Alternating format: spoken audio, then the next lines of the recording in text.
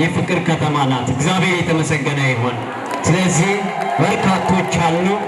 ያው ከኔ ጋር ጥቂት ደቂቃ እንማማራለን። ናወይን ደቂቃ ሙራሳፍ ወለጀኔን ይበራል መተድሬን በሩምሰ ኬኛ ዋቀዮን ይንኑ ታመኔ ኢብደለ ቦባ ኬሳ ኑባሱ ኒደንዳ መተድሬ ጀኑን ወለጀኔን ይበራና ካና መተድሬ ከነ ራጂቸ ዳንኤል በቆና ሰዲ ለኮርስ ኩደቱር በኢለት ኒያርገት የምናመልከው አምላክ ከሚነደው ከእቶኑ እሳት ሊያወጣን ይችላል በሚል ቃል እንነጋገራለን።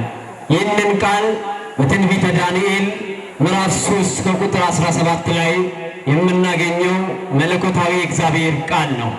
ቃሉን የተናገሩት በግዞትና በችግር ውስጥ ያሉ በሰው አገር ላይ የሚኖሩ ሰለስቱ ደቂቅ እያሉ ከሌሊት ጀምሮ እስካሁን ባለው ጊዜ አባቶቻችን በዜማው በቅኔው እንዲሁም በሰዓታቱ በቅዳሴው በኪዳኑ ሲያስተምሩን የዋሉት ቃል ነው።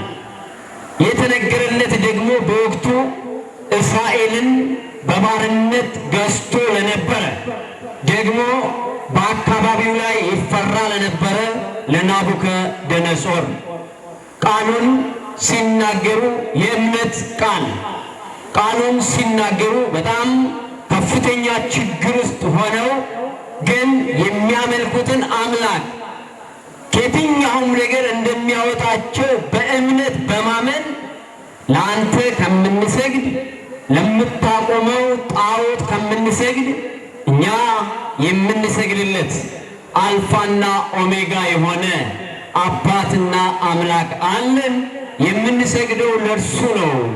እንግዲህ ባያድነን እንኳን እኛ ለወርቁ ምስል አንሰግድም ብለው ሦስቱ ሕፃናት የተናገሩት ቃል ነው።